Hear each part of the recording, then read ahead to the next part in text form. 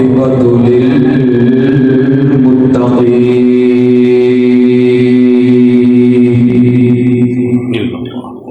والصلاة والسلام على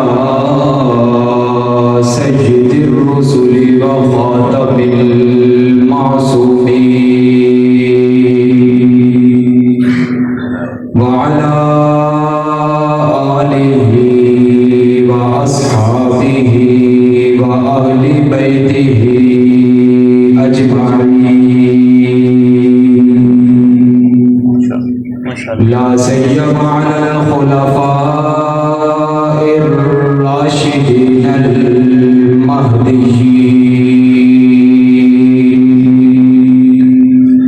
ولعنة الله على أعدائهم الرافضين الكافرين المنافقين المرتدين.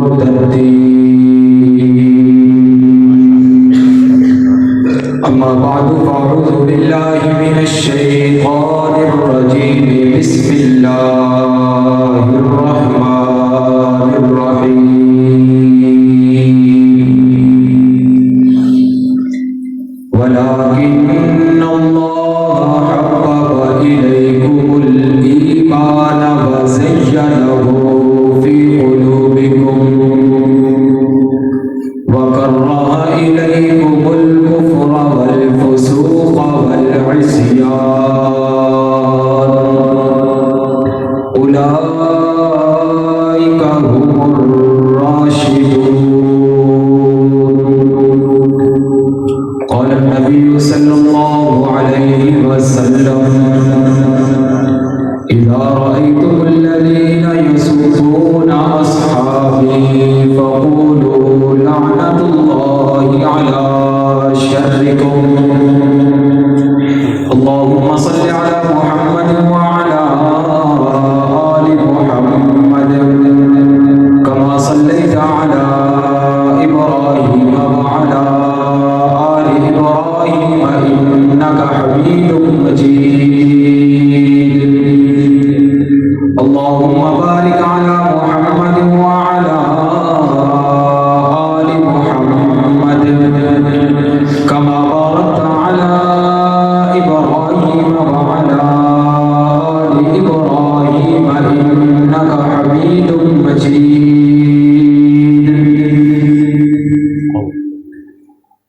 لبوں پر جا کر آیت قرآن نکلے ہیں، لبوں پر سجا کر آیت قرآن نکلے ہیں، صحابہ پر مر مٹنے کا لیے ارمان نکلے ہیں. زمانہ اگر تلا ہے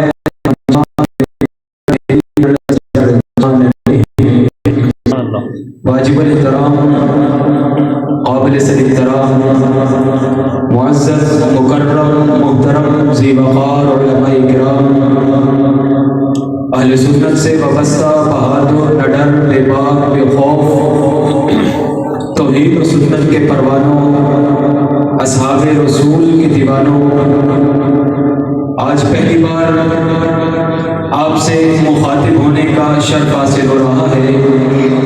دعا ہے رب کائنات کہنے سننے سے زیادہ عمل پیرا ہونے کی توفیق عطا فرمائے.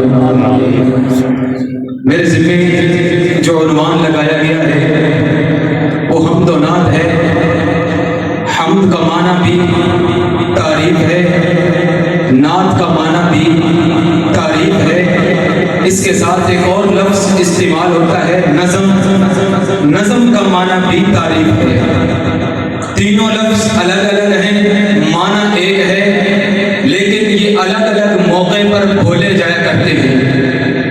حمد کا معنی تعریف ہے، لیکن ہم جب اللہ رب العزت کی تعریف کی جائے اس وقت لفظ حمد استعمال کیا جاتا ہے. جب نبی کی تعریف مقصود ہو تو لفظ نعت بولا جاتا ہے. دنیا میں ایک طبقہ حمد والا آیا ہے، ایک طبقہ نعت والا گزرا ہے. حمد والا طبقہ بھی بے مثال ہے، نعت والا طبقہ بھی بے مثال ہے. حمد والے بھی کسی اور کے آگے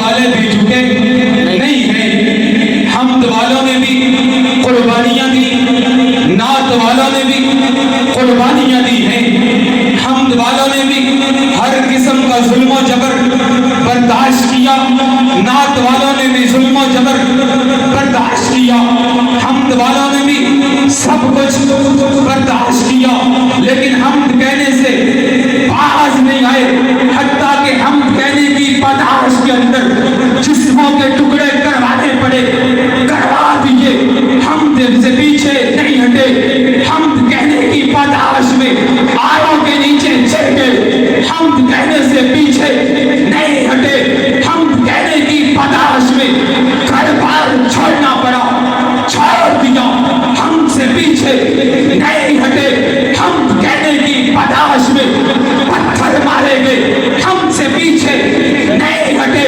حمد کہنے کی پاداش میں جسم کو لہو لہان کو کروا لیا، لیکن حمد سے پیچھے نہیں ہٹے۔ ہاں اسی طرح نعت والا کب کا بھی بے مثال ہے، نعت والوں نے بچے قربان کیے، نعت سے پیچھے نہیں ہٹے، بیویاں بیوہ کروا دی، نعت کہنے سے پیچھے نہیں ہٹے، گھر بار لٹا دیا، نعت سے پیچھے نہیں ہٹے، سب کچھ قربان کر دیا، نعت سے پیچھے نہیں ہٹے۔ حمد والے کو انبیاء کہتے ہیں، نعت والے کو صحابہ کہتے ہیں۔ حمد والے بھی بے مثال، نعت والے بھی بے مثال۔ بھائی سب نہیں، جو ماننے والے صرف وہ بولے، سب نہ بولے، جو ماننے والے صرف وہ بولے۔ حمد والے بھی بے مثال، نعت والے بھی بے مثال۔ قیامت کی صبح تک حمد والوں کی کوئی مثال پیش نہیں کر سکتا، قیامت کی صبح تک نعت والوں کو بھی کوئی مثال پیش نہیں کر سکتا۔ اب تیسرا لفظ نظم ہے۔ نظم کسے کہتے ہیں؟ اللہ کی تعریف کی جائے لفظ حمد بولا جائے گا، نبی کی تعریف کے لیے لفظ نعت بولا جائے گا۔ تیسرا لفظ نظم ہے، جب نبی کے ماننے والوں کی تعریف کی جائے گی لفظ نظم بولا جائے گا۔ ابھی بات آپ کو سمجھ نہیں آئی، تفصیل میں جاؤں گا آپ کو بات سمجھ آئے گی۔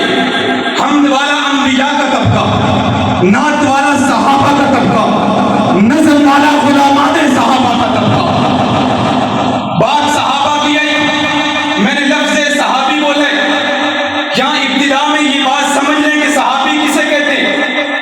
صحابی اسے کہتے ہیں ایمان کی حالت میں جسے نبی کی محفل نصیب ہو جائے اور اسی ایمان پر اس کی موت آ جائے، وہ صحابی ہوتا ہے۔ اگر صحابی کی تعریف کو صحیح سمجھ لیا جائے تو دنیا کے اندر بہت سارے اختلافات ختم ہو جایا کرتے ہیں۔ صحابی وہ ہوتا ہے جسے نبی کی محفل ایمان کی حالت میں مل جائے، ایمان پر موت آ جائے، صحابی بچ جاتا ہے۔ صحابی جب بچ جاتا ہے پھر یہ عام نہیں رہتا، اس کا رتبہ بڑا ہو جاتا ہے، مقام بلند ہو جاتا ہے، عظمت بلند ہو جاتی ہے، بلند اتنا ہو جاتا ہے چلتا زمین پہ ہے، قدموں کی آواز جنت میں سنائی دیتی ہے۔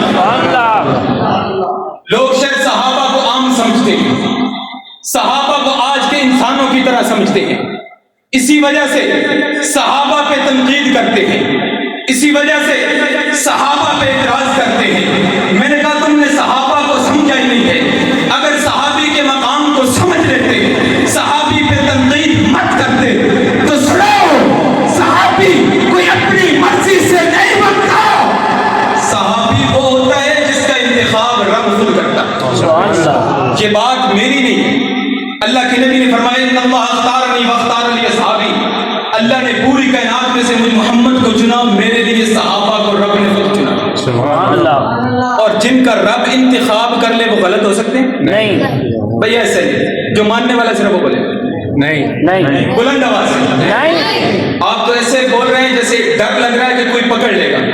میں مسجد میں کھڑے ہو کے کہتا ہوں آپ کو کوئی نہیں پکڑے گا، صحابہ کے ذکر میں کوئی نہیں پکڑے گا، کوئی خرچہ بھی نہیں، کوئی پرچہ بھی نہیں۔ کی قسم کھا کر کہتا ہوں، نام صحابہ لینے کی پتاش میں جان جاتی ہے، ایک بار نہیں 1000 بار چلی جائے تب بھی صحابہ کا نام لینے سے پیچھے نہیں۔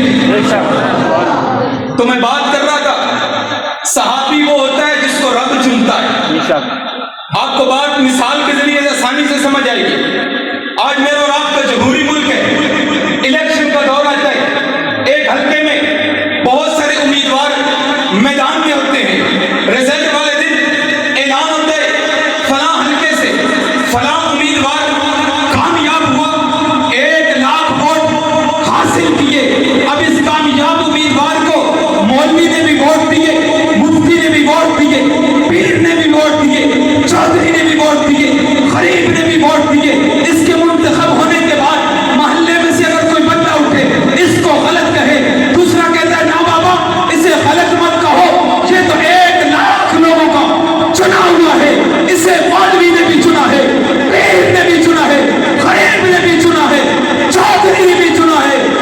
چودھری کے چنے ہوئے کو غلط نہ کہے، میں رب کے انتخاب کو غلط کیسے کہے؟ صحابہ کا انتخاب رب نے کیا۔ اللہ تو وہ ہے جسے یہ بھی پتا ہے کہ آج سے 1 سال کے بعد کوئی بندہ اگر پیدا ہوگا تو اس نے عمل کیا کرنے ہے۔ اللہ کو تو سب کچھ معلوم ہے۔ اگر صحابہ اتنے ہی غلط ہوتے جو رب میرے نبی کے جسم پر گندی مکھی بیٹھنے نہیں دیتا، اللہ غلط لوگ نبی کی مجلس میں کیسے بیٹھے؟ مقام صحابہ بڑا بلند ہے، عظمت صحابہ بڑی بلند ہے، عزت صحابہ بڑی بلند ہے۔ آج بڑی آسانی سے لوگ صحابہ پہ تنقید کر لیتے ہیں، اعتراض کر لیتے ہیں، تبرہ کر لیتے ہیں، تنقید کر لیتے ہیں، اور دیکھو نا اللہ کو نبی کے صحابہ سے پیار کتنا تھا، صحابہ سے پیار بھی اتنا تھا۔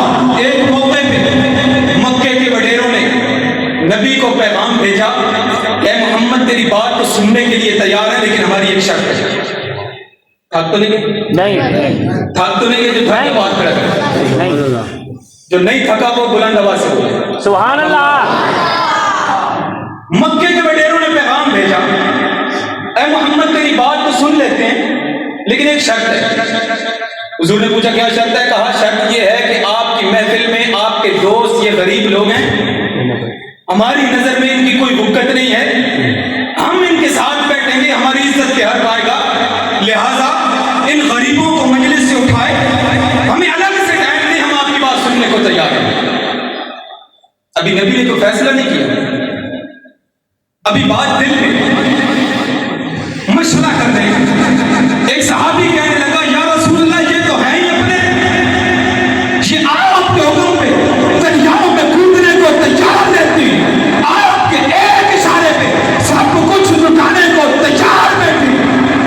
یا رسول اللہ تھوڑی دیر کے لیے انہیں اگر اٹھا دیں تو یہ برا بھی محسوس نہیں کریں گے۔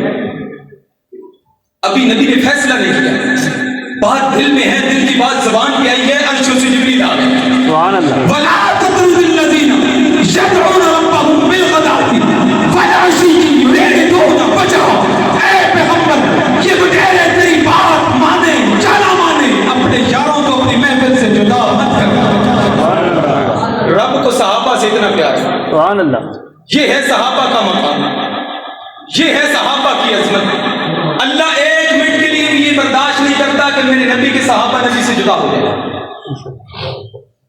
اور پھر یاد رکھو جو صحابہ ایسے بلند مقام والے ہیں، آج 1400 سال کے بعد اگر کوئی صحابہ کو برا کہے گا، صحابہ کی شان میں کوئی فرق نہیں آئے گا، صحابہ کی شان میں کوئی فرق نہیں آئے گا، نہیں آئے گا، بلکہ اس کا اپنا ایمان ختم ہو جائے گا۔ ایک بات اور سمجھیے، صحابہ کا مقام اگر کوئی سمجھنا چاہتا ہے، بخاری شریف کے اندر حدیث موجود ہے، اسلام کا پہلا معرکہ غزوہ بدر، یہ بڑے مشکل حالات میں، غزوہ بدر کے بڑے مشکل حالات ہیں، مسلمانوں کی تعداد 313 ہے، کھانے کو کچھ موجود نہیں، تن پہ پہننے کے لیے کپڑے نہیں، پاؤں میں پہننے کے لیے جوتے نہیں، جنگ کرنے کا ساز و سامان نہیں۔ اللہ کی طرف سے حکم ہوا، نبی اپنے 313 کو لے کے مکے کے 1000 کے کافروں کے مقابلے میں بدر کے میدان میں کود جائیے۔ نبی علیہ الصلوۃ والسلام نے اپنے صحابہ کو جمع کیا، ان 313 کے سے مشورہ مانگا، کہا میرے صحابہ مجھے بتاؤ، رب نے حکم دیا ہے بدر کے میدان میں 1000 کے مقابلے میں ہم نے کودنا ہے، صحابہ بتاؤ تمہارا کیا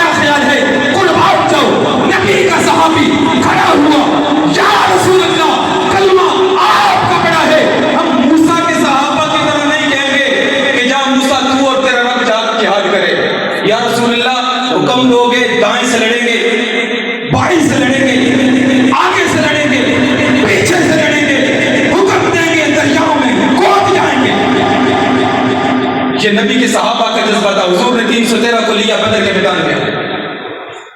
صحابہ کو برا کہنے والوں ذرا دماغ کی کھڑکیاں کھول کے میری بات کو سننا. ہمارا جھگڑا کسی سے نہیں ہے. ہم بزور بازو شان صحابہ منوانے کے قائل نہیں ہیں. ہمارے پاس مضبوط دلائل ہیں. ہم دلائل کی بنیاد پہ اصحاب رسول کا دفاع کرتے ہیں. نبی علیہ السلام بدر کے میدان میں ایک بلند ٹیلے پہ کھجور کی شاخوں سے ایک چھپر بنوایا. اس چھپر کے اندر میرے نبی رات کے وقت بیٹھے. رات کا وقت ہے. اللہ کے نبی نے رب کی بارگاہ میں یہ ہاتھ بلند کیا. مسلمانوں بات ذرا توجہ سے سننا. نبی علیہ السلام نے دعا کے لیے ہاتھ بلند کیا. الفاظ کیا ہے؟ ربا اگر تو چاہتا ہے قیامت کی صبح تک تیرے نام کا ڈنکا دنیا میں بجتا رہے. اللہ اگر تو چاہتا ہے میں محمد کی رسالت کا اعلان دنیا میں ہوتا رہے. ربا اگر تو چاہتا ہے اسلام باقی رہے. ربا اگر تو چاہتا ہے دین باقی رہے. 313 کو بچا لے سب کچھ بچ جائے. سبحان اللہ. ذرا غور کرو نبی کی دعا کے الفاظ کے مطابق اگر اس دن وہ 313 سارے کے سارے شہید ہو جاتے تو آج اسلام نہیں رہتا. اسلام ملا ہے صحابہ کے صدقے سے ملا, جن کے ایمان کی گواہی قرآن دے. سبحان اللہ. جن کے ایمان پہ مہر نبی لگائے, وہ کیسے غلط ہو سکتے؟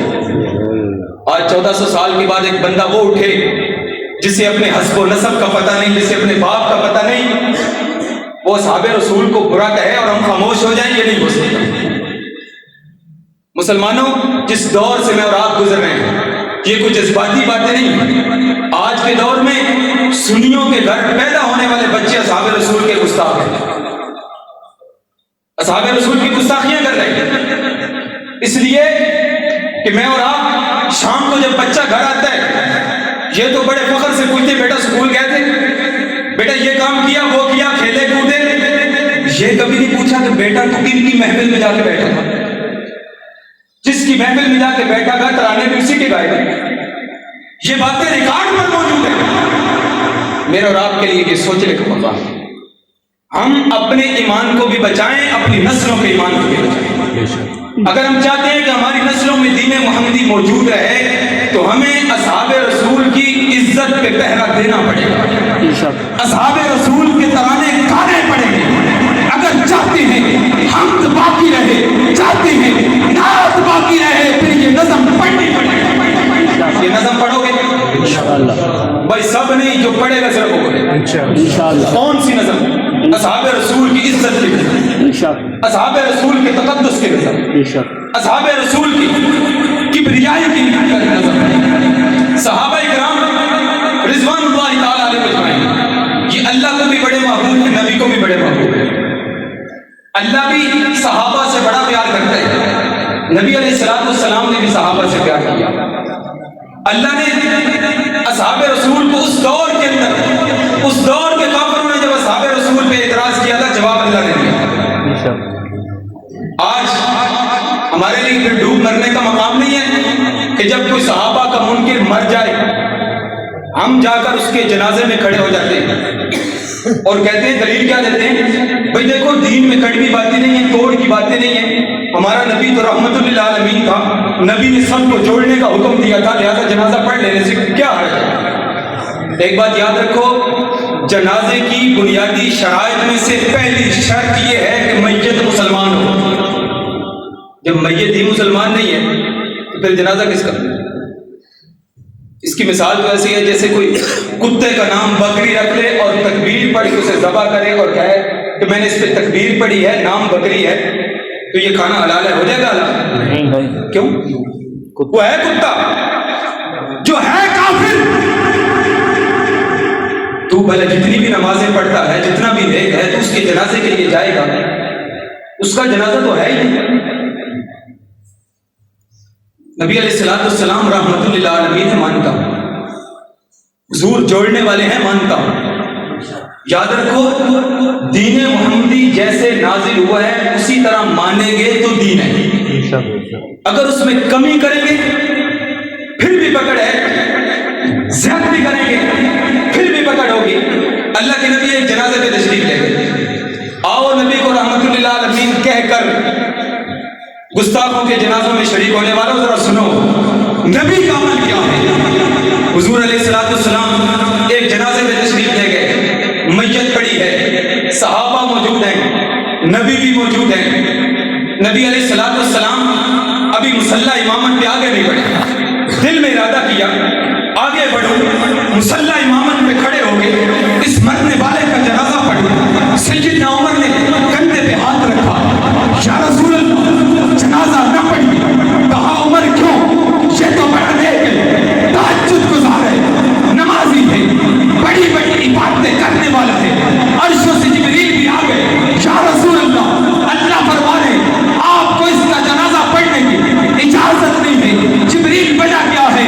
کہا وجہ یہ ہے مرنے والے کے دل میں تیرے ایک صحابی عثمان کا بغض ہے. رب کی غیرت گوارا نہیں کرتی کہ آپ اس کا جنازہ پڑھیں. نبی نے جنازہ نہیں پڑھا. اگر تو ہم نے کلمہ نبی کا پڑھا ہے پھر کافر کا جنازہ ہمیں پڑھنے کی اجازت نہیں. پڑھو گے کافر کا جنازہ؟ نہیں. جاؤ گے کافر کے جنازے میں؟ نہیں. اپنے آپ پہ نظر رکھو گے؟ اپنے بچوں کو صحابہ کے ترانے سناؤ گے؟ بھئی ایسے نہیں جو ماننے والا صرف مسجد میں بیٹھ کے آ جائے. آج یہاں سے ہم نے عہد کر کے اٹھنا ہے, اور شاید آپ ڈر اس لیے رہے ہیں کہ آپ کے ذہنوں میں ہے کہ بات صحابہ کی ہوگی, اس کا مطلب ہے کہ لڑائی ہوگی, گولی ہوگی, گالی ہوگی, تشدد ہوگا, تھانہ ہوگا, کچہری ہوگی. بھائی ایسی بات نہیں.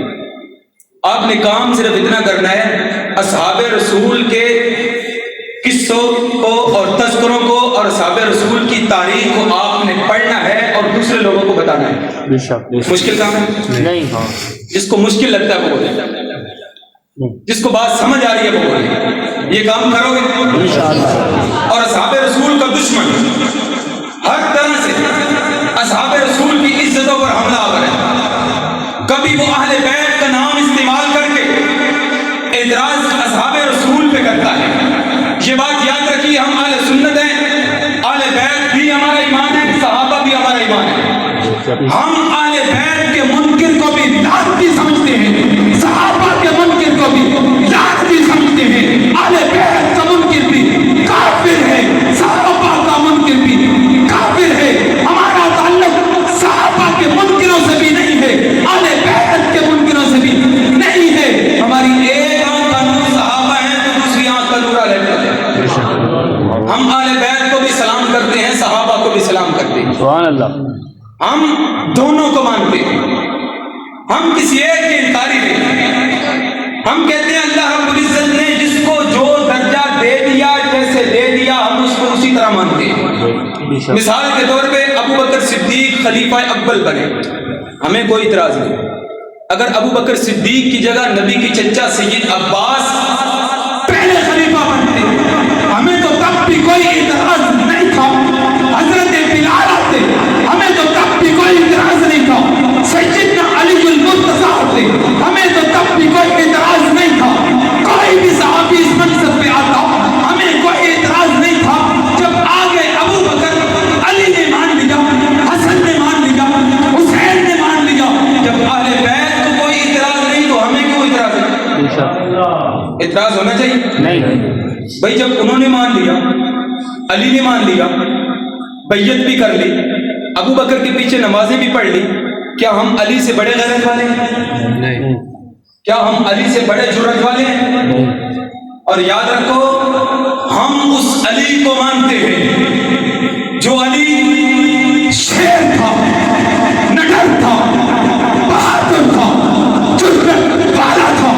ہم اس علی کو مانتے ہیں جس چیز کو اپنا حق سمجھتا تھا, اگر زبان سے نہیں ملتی بازارے بازو لینے کی طاقت بھی رکھتا. آج کہتے ہیں جی وہ علی حق علی کا تھا لیکن ابو بکر نے معاذ اللہ چھین لیا. بھائی ہم تو اس علی کو مانتے ہیں جس چیز کو اپنا حق سمجھتا تھا, زبان کے کہنے سے نہیں ملتا, علی بزور بازو لینے کی طاقت بھی رکھتا تھا. ہم اس علی کو مانتے ہیں جس کے مذہب میں تقیہ نہیں. ہم اس علی کو مانتے ہیں جس کے مذہب میں تقیہ نہیں تھا بلکہ ہر چیز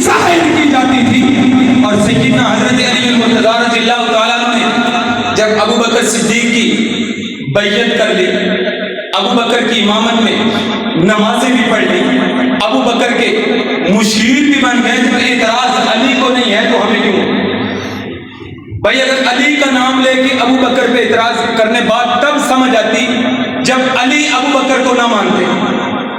جب علی ابو بکر کو اپنا امام مان رہے ہیں تو آج کے دور میں اگر کوئی علی کا نام لے کے ابو بکر کو برا بھلا کہے تو مطلب یہ ہوگا کہ یہ علی کو ماننے والا بھی نہیں۔ نعرہ تکبیر، شان محمد مصطفیٰ، شان صدیق اکبر، شان فاروق اعظم، شان عثمان غنی، شان سیدنا علی المرتضیٰ، حضرت امیر رانا ثناء اللہ صاحب، حضرت علامہ مولانا نعمان معاویہ فاروقی صاحب۔ اور رب کو صحابہ کتنے پیارے ہیں، اللہ رب العزت کو صحابہ کی ادائیں کتنی پیاری ہیں۔ قرآن کو کھولو آپ کو پتا چلے گا اللہ کو صحابہ کتنے پیارے ہیں۔ بات صرف صحابہ کی نہیں ہے بلکہ صحابہ کے گھوڑوں کی قسمیں بھی رب نے قرآن میں اٹھائی ہیں۔ کھول قرآن، پڑھ قرآن، فالعادیات ضبحا فالموریات قدحا فالمغیرات صبحا۔ اللہ کو صحابہ اتنے پیارے ہیں، صحابہ کے گھوڑوں کی ٹانپوں کی تصویر قرآن میں کہتا ہے۔ کھول قرآن، رب کہتے اولئک هم المفلحون، صحابہ کامیاب ہے۔ کھول قرآن، رب کہتے اولئک هم الراشدون، سارے صحابہ ہدایت والے ہیں۔ پڑھ قرآن، رب کہتے اولئک هم الفائزون، صحابہ کامیاب ہے۔ پڑھ قرآن، رب کہتے اولئک الذین انعم اللہ، صحابہ انعام والے ہیں۔ پڑھ قرآن، رب کہتے رضی اللہ عنہم ورضوا عنہ، میں صحابہ سے راضی، اللہ کہتے ہیں صحابہ مجھ سے راضی۔ آج اگر پوری کائنات بھی الٹی لٹک جائے اصحاب رسول کی عزت میں کوئی فرق نہیں ہے۔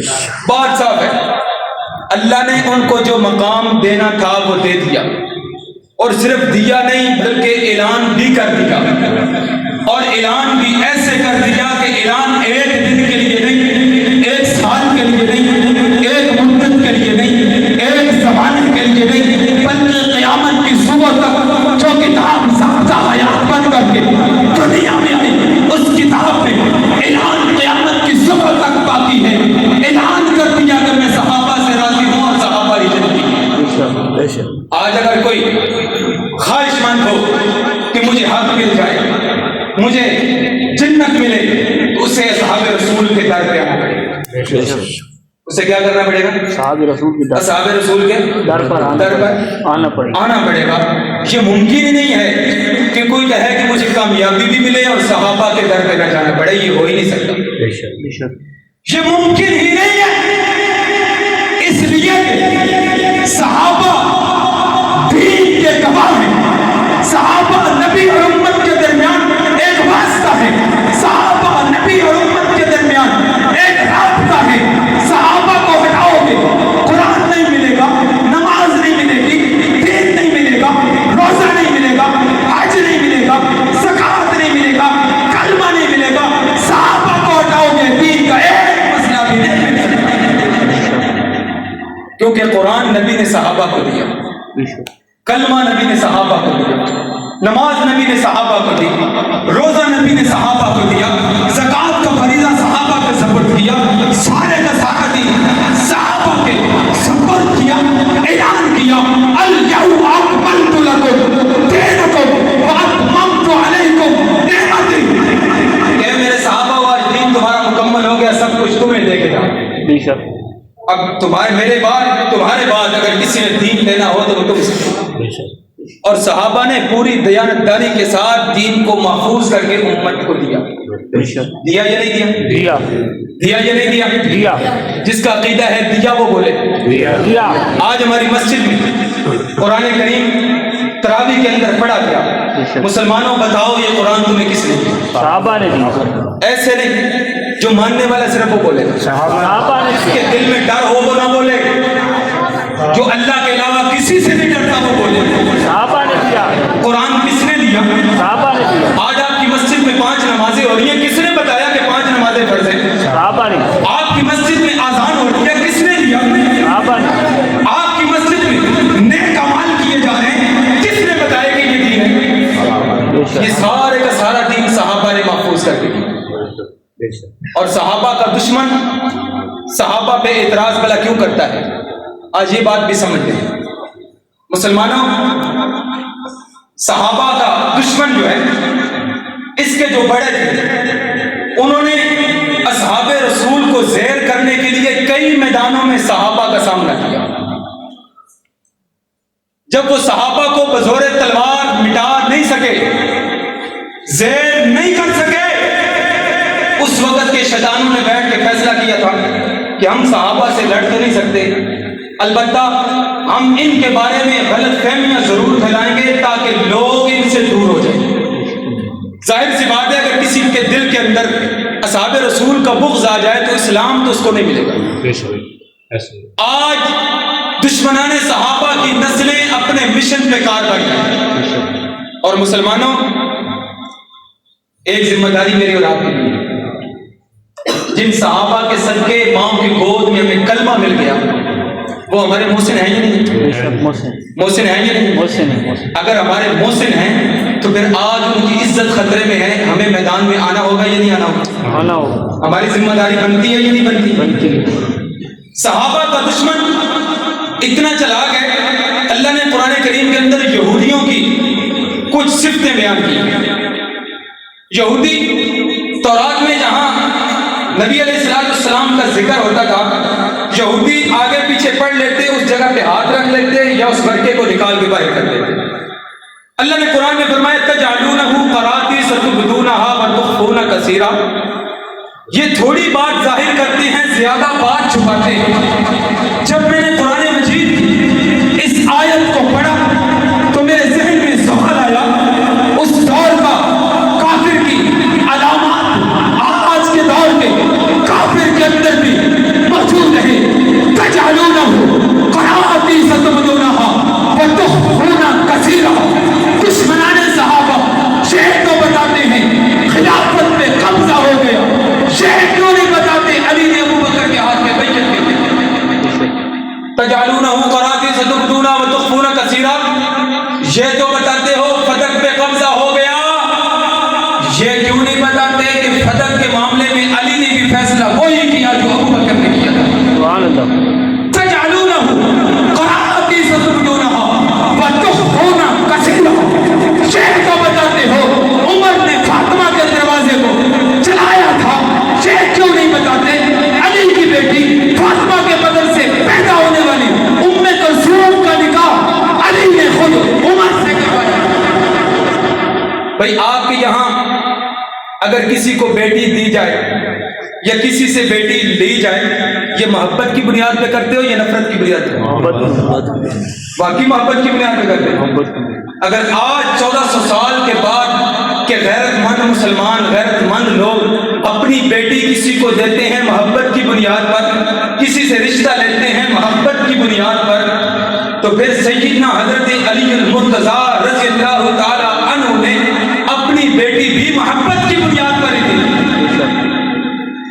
بیٹی علی کی ہے، بیوی عمر کی ہے، یہ بات صرف ہماری نہیں ہے، تمہاری کتابوں میں بھی موجود ہے۔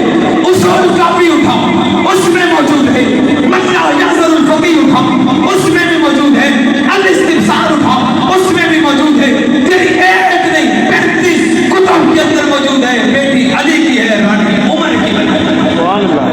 تجعلونہ قراطیس تبدونہا وتخفون کثیرا، یہ تو بتاتے ہو کہ صحابہ اور اہل بیت کی لڑائیاں تھیں، یہ کیوں نہیں بتاتے گھر عثمان کا ہے، پہلا حسنین، سبحان اللہ، سیدنا عثمان غنی رضی اللہ تعالیٰ عنہ کے گھر کا جب باغیوں نے چاروں طرف سے محاصرہ کر دیا، سیدنا حضرت علی المرتضیٰ رضی اللہ تعالیٰ عنہ اپنے دونوں بیٹوں حسن و حسین کو بلایا، بلا کر کے کہا بیٹا اپنا اسلحہ لو، اپنی تیاری کرو، جاؤ چچا عثمان کے دروازے پہ پہرے دار پر جاؤ،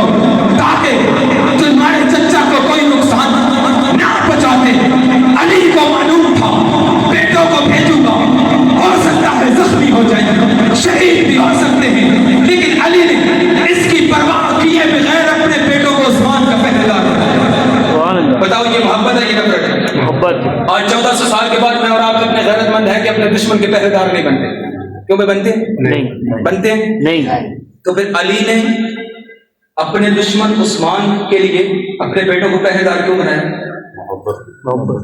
اس کا مطلب ہے کہ دشمنی نہیں، یہ محبت کی بات ہے.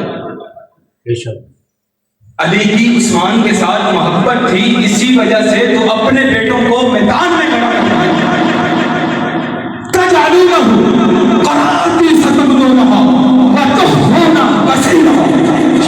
بتاتے ہو علی اور معاویہ کی لڑائی ہوئی تھی، یہ کیوں نہیں بتاتے؟